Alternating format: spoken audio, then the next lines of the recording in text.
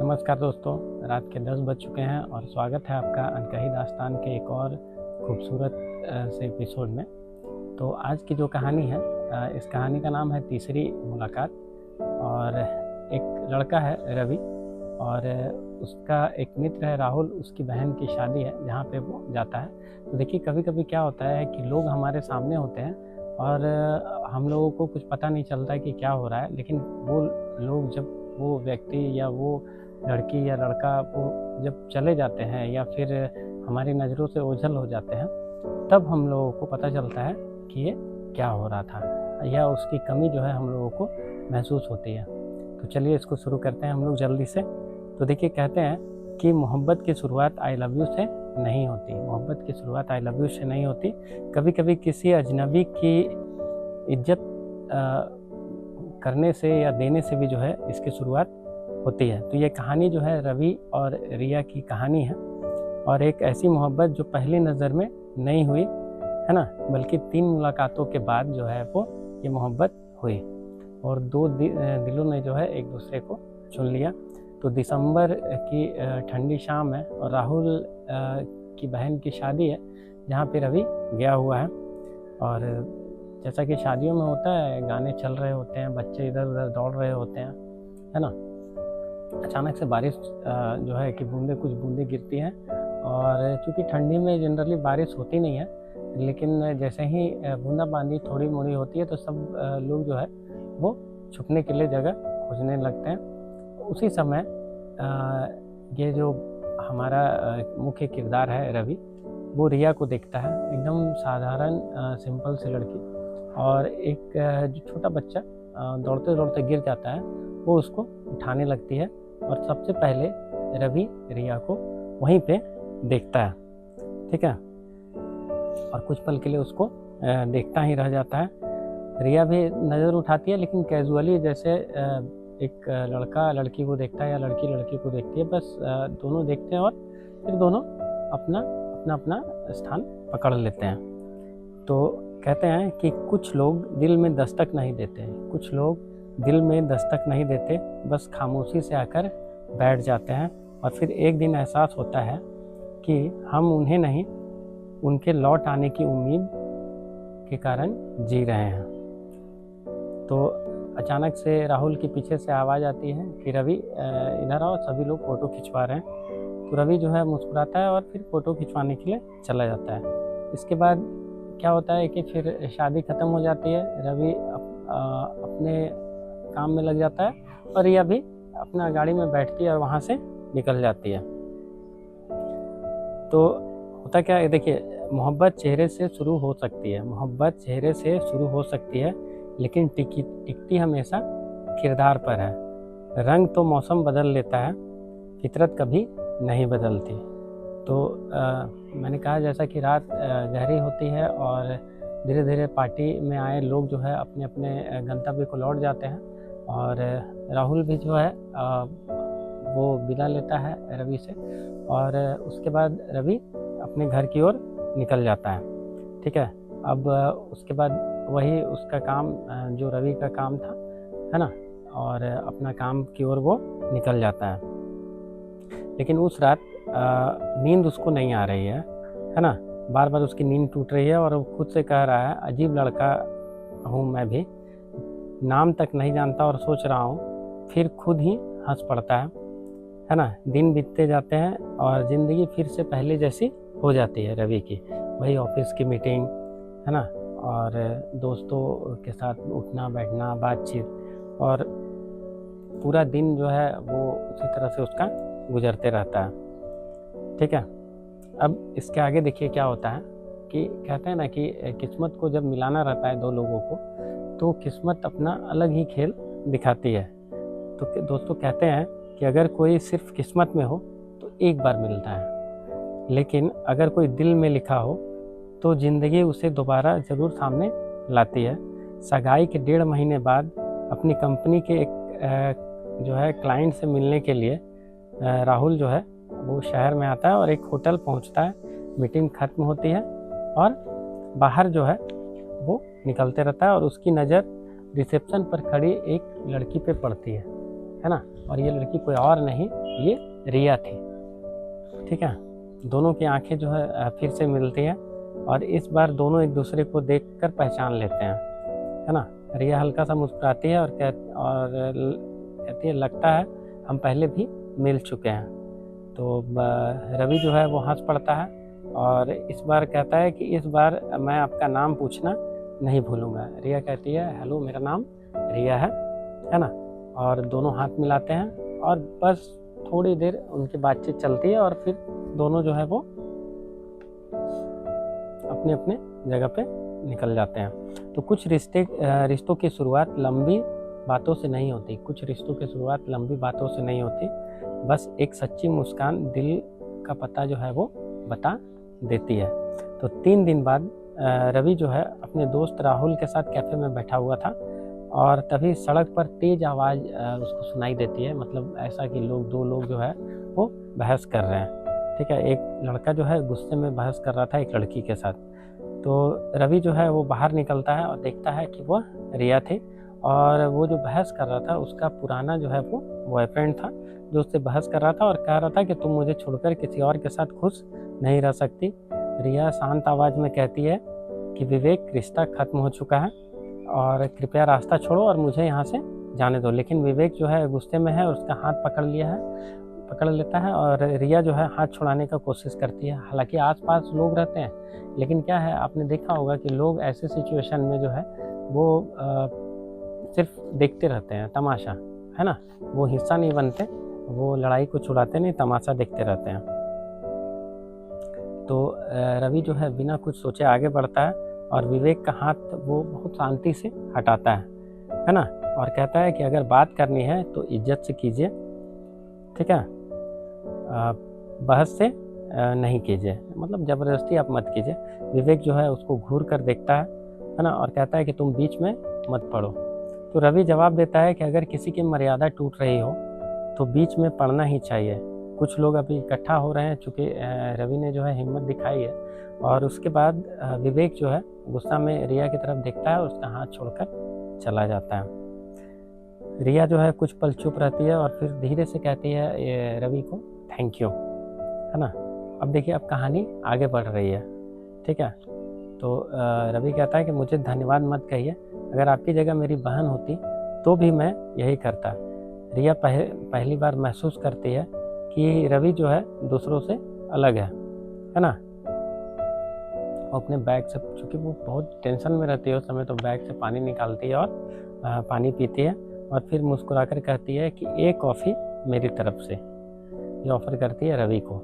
तो रवि हंस पड़ता है और इस बार जो है वो मना नहीं करता है और दोनों कॉफ़ी पीने लगते हैं, है ना। दोनों कैफ़े में बैठ जाते हैं और घंटों जो है वो बातें चलती रहती हैं। बातों का सिलसिला जो है वो शुरू हो जाता है। नौकरी, परिवार, सपने या फिर लाइफ में क्या ड्रीम है, इसके बारे में दोनों बातचीत करते रहते हैं।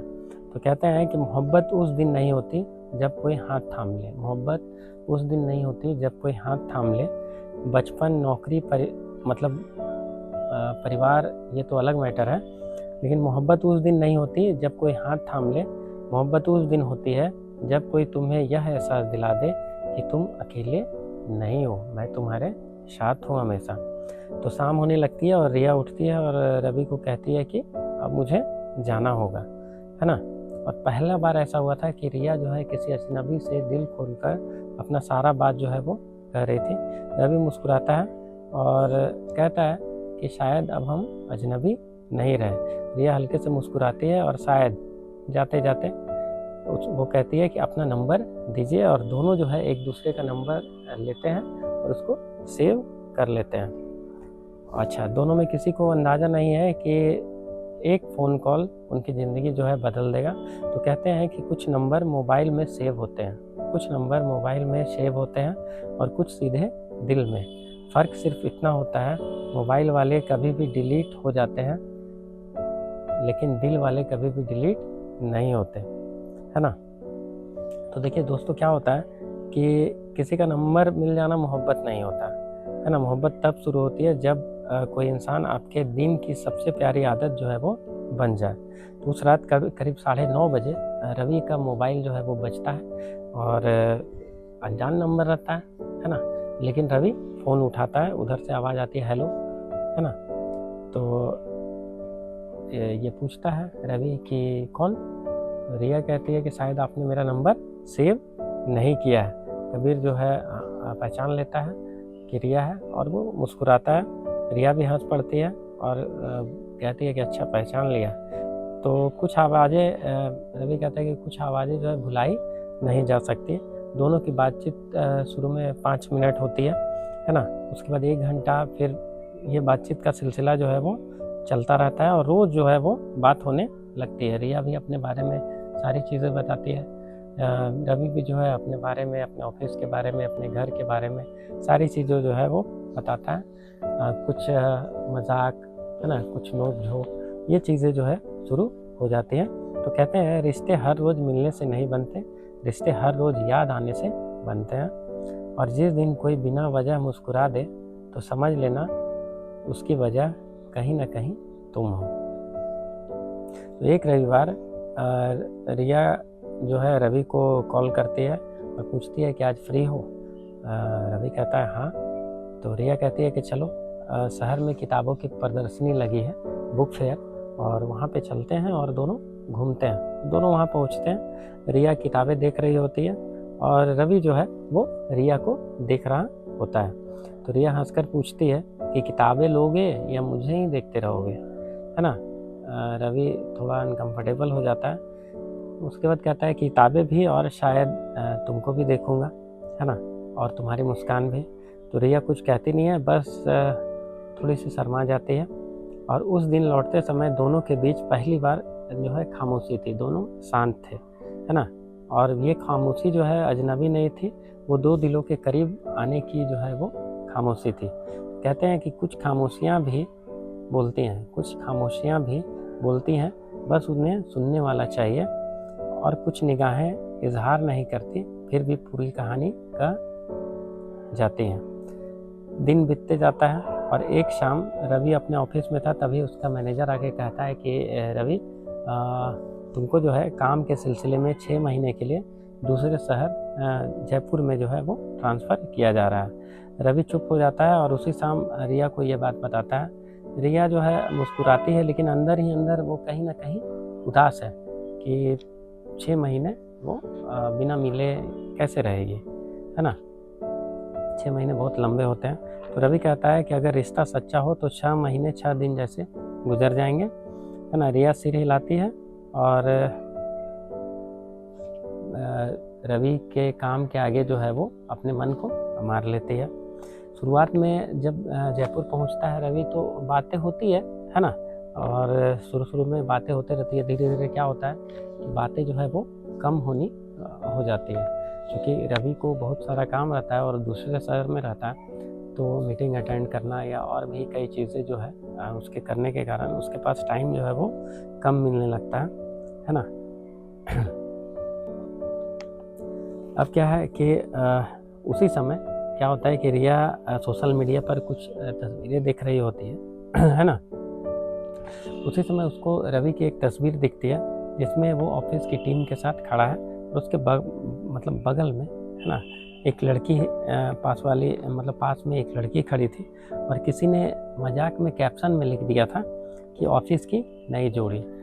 ये जब रिया पढ़ती है तो वो काफ़ी जो है वो नाराज़ हो जाती है ना, उदास हो जाती है। और पहली बार उसके मन में शक जो है वो जगह ले लेता है, शक घर कर जाता है। और ये जो शक है दोस्तों, ये बहुत ही ख़राब चीज़ है।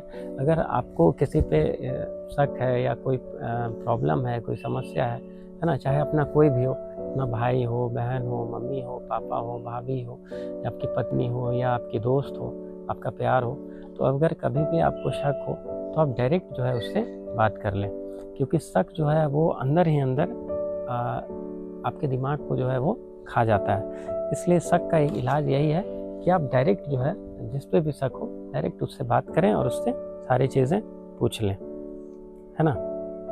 रिया जो है रवि को कॉल करने के लिए मोबाइल का लॉक खोलती है, सोचती है कॉल करूं।